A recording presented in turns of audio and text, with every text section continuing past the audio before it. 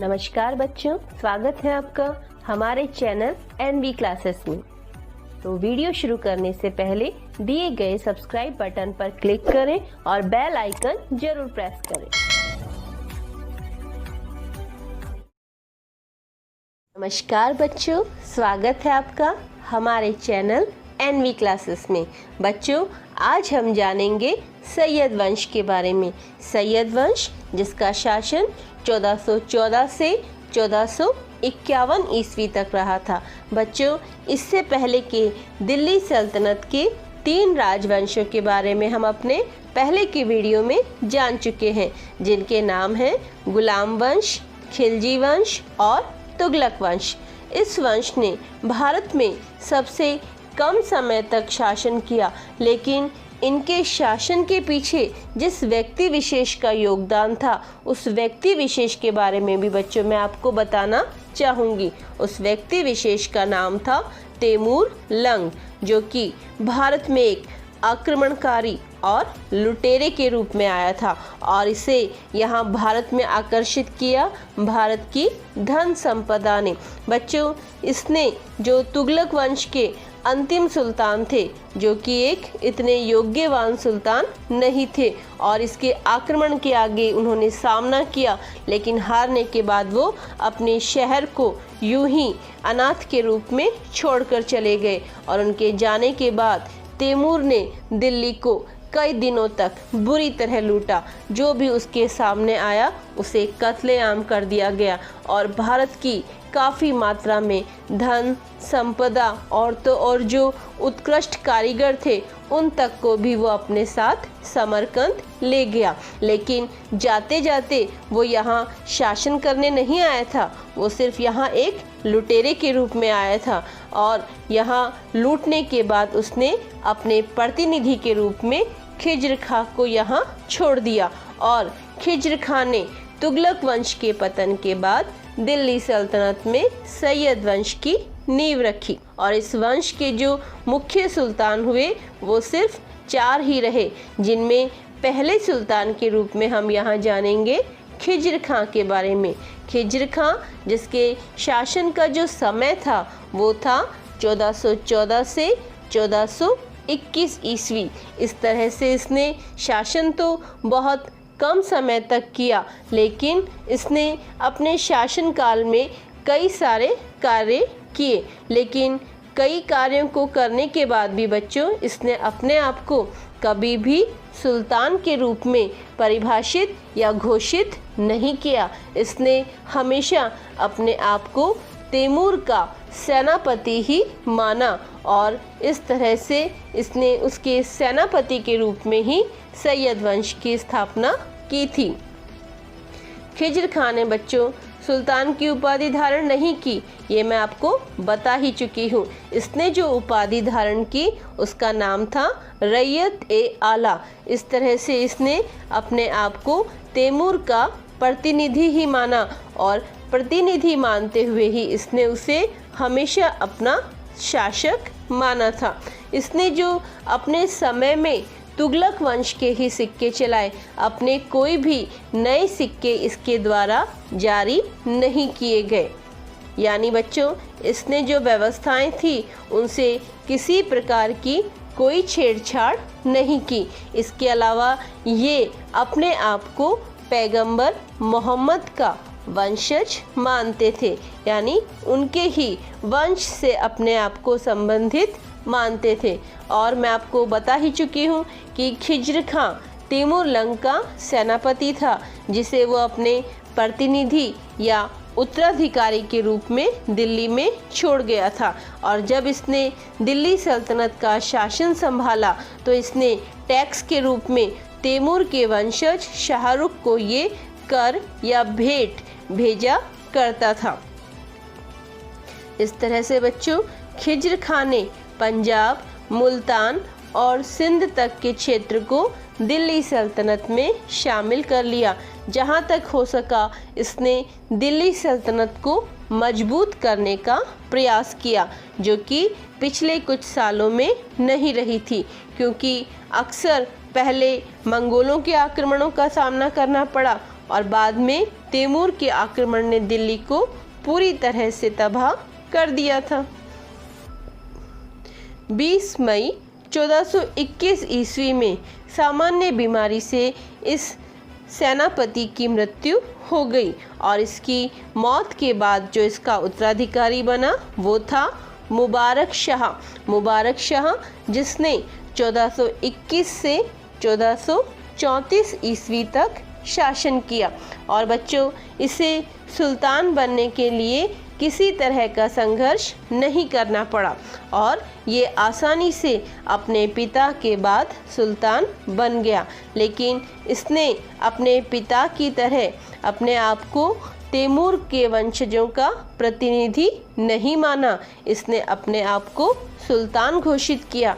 इसके साथ ही इसने शाह की उपाधि भी धारण की और अपने नाम का खुतबा पढ़वाया और जो कार्य इसके पिता ने नहीं किया था वो कार्य भी इसने किया। इसके पिता ने तुगलक वंश के सिक्कों को ही जारी रखा लेकिन इसने अपने नाम के सिक्के भी चलाए। इस तरह से इसने सैयद वंश को स्थापित करने में महत्वपूर्ण भूमिका निभाई थी। इसके अलावा बच्चों इसने अपने पिता से अधिक समय तक शासन किया और जब कोई सुल्तान अधिक समय तक शासन करता है तो वो विभिन्न कार्य कर सकता है और ऐसा ही इसने भी किया। इसने यमुना के किनारे मुबारकाबाद शहर बसाया जो इसके ही नाम से बसाया गया था। लेकिन बच्चों इसके खूबियाँ होते हुए भी कहीं ना कहीं इसके भी प्रतिद्वंदी थे जो नहीं चाहते थे कि ये अधिक समय तक शासन करे। ऐसे में 20 फरवरी 1434 ईस्वी को इसके ही सरदार सरवर उल मुल्क ने इसकी हत्या कर दी और इसकी हत्या के बाद जो उत्तराधिकारी बना वो बना मोहम्मद शाह। मोहम्मद शाह जो कि इसका दत्तक पुत्र था यानी गोद लिया हुआ बेटा, जिसका शासन था 1434 से 1445 ईस्वी। बच्चों इसे भी अपने पिता की हत्या के बाद दिल्ली सल्तनत का सुल्तान बनने में अधिक संघर्ष नहीं करना पड़ा और इसके शासनकाल में दिल्ली की स्थिति बहुत ही कमज़ोर हो चुकी थी, क्योंकि अगर सुल्तान मजबूत होता है तो वो अपनी सारी व्यवस्थाओं को भी मजबूत रखता है, लेकिन जहाँ सुल्तान ही कायर होगा तो वहाँ जो उसके अधीनस्थ होंगे वो उसके आदेशों की अवहेलना करेंगे, यानी उनको नज़रअंदाज करेंगे। जब इसने दिल्ली का शासन संभाला उसी समय दिल्ली के जो आसपास के क्षेत्र के शासक थे, चाहे वो इसी के धर्म के क्यों ना हो, वो भी इसे हराना चाहते थे और ऐसे में मालवा जो कि वर्तमान में मध्य प्रदेश में है, मालवा के शासक महमूद खिलजी ने दिल्ली पर आक्रमण किया और दिल्ली को आक्रमण से बचाने के लिए इसने जिस सरदार की सहायता मांगी उस सरदार का नाम था बहलोल लोदी और उस सरदार ने इसकी सहायता भी की। बदले में इसने इसे खाने जहां की उपाधि दी। बच्चों इस तरह से दिल्ली सल्तनत में सुल्तान के समकक्ष बहलोल लोदी का रुतबा बढ़ता गया और बच्चों इसने अपनी मृत्यु से पूर्व ही बदायूं से अपने बेटे अलाउद्दीन आलम शाह को अपना उत्तराधिकारी घोषित कर दिया। बदायूं बच्चों आज के समय उत्तर प्रदेश का एक मुख्य शहर है और कभी ये इल्तुतमिश की कुछ समय के लिए राजधानी भी रहा था और इसने दिल्ली सल्तनत के हिस्से को छोड़कर या दिल्ली छोड़कर ये बदायूं में ही जाकर रहने लगा और वहीं रहते हुए ही इसने अपने बेटे अलाउद्दीन को अपना उत्तराधिकारी घोषित कर दिया। तो इस तरह से अलाउद्दीन आलम शाह दिल्ली सल्तनत का सैयद वंश का चौथा सुल्तान बना, जिसका शासन कहने को तो 1445 से 1451 ईस्वी था। लेकिन बच्चों अभी अभी आपने एक नाम सुना बहलोल लोदी, जिसने इसके शासन में कुछ अपना रुतबा ऐसा दिखाया कि उसके आगे ये भी कमज़ोर पड़ गया। मोहम्मद शाह की मृत्यु के बाद इसका बेटा अलाउद्दीन, जिसके बारे में मैंने भी आपको बताया कि ये सुल्तान तो बन गया, लेकिन सुल्तान ये सिर्फ वंशानुगत आधार पर बना, योग्यता के आधार पर इसमें सुल्तान जैसे कोई गुण थे ही नहीं। इसके समय जो दिल्ली सल्तनत का साम्राज्य था वो बहुत ही सीमित हो गया, यानी सिर्फ लगभग 20 कोस तक ही उसका साम्राज्य रहा। और तो और इसके साम्राज्य में एक कहावत भी थी कि आलम से पालम तक सल्तनत का साम्राज्य, यानी अलाउद्दीन आलम शाह का जो शासन था वो सिर्फ पालम तक था, यानी दिल्ली शहर और उसके जो आसपास के गांव थे वो ही इसका साम्राज्य था। कहाँ कभी हमने पढ़ा है कि गुलाम वंश, खिलजी वंश और तुगलक वंश के समय दिल्ली साम्राज्य उत्तर से दक्षिण, पूर्व से पश्चिम तक जो फैला हुआ था वो दिल्ली शहर और उसके आसपास के गांवों तक ही सीमित रह गया था, क्योंकि आलम शाह बहुत ही कमज़ोर और कायर सुल्तान था और अपनी कायरता के कारण ही बच्चों इसने दिल्ली का राज सिंहासन बहलोल लोदी के लिए त्याग दिया।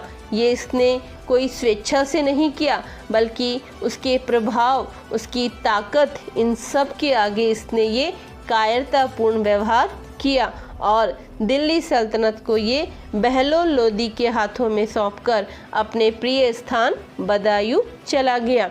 और बहलोल लोदी अपनी ताकत के बल पर, अपने प्रभाव के बल पर आगे चलकर दिल्ली सल्तनत का सुल्तान बना और इस तरह से बहलोल लोदी के साथ दिल्ली में अफ़गान साम्राज्य का प्रारंभ हुआ और ये अफ़गान साम्राज्य जो आगे चलकर लोदी वंश के नाम से जाना गया और ये दिल्ली सल्तनत का 5वां राजवंश था।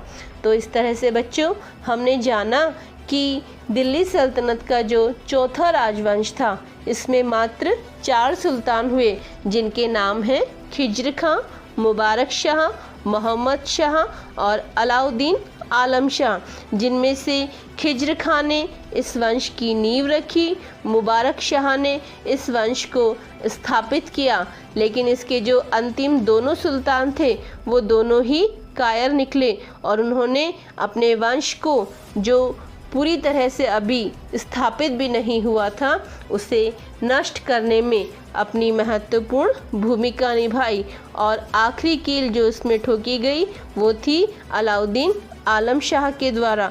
और इन सब चीज़ों का फ़ायदा किसने उठाया? बहलोल लोदी ने। और आगे चलकर बहलोल लोदी ने बच्चों लोदी वंश की स्थापना की, जिसके बारे में हम अपने अगले वीडियो में जानेंगे। यदि आपको हमारा वीडियो अच्छा लगे तो इसे लाइक करें और अपने दोस्तों के साथ शेयर करें और हमारे चैनल एनवी क्लासेस को सब्सक्राइब करें। धन्यवाद। जय हिंद।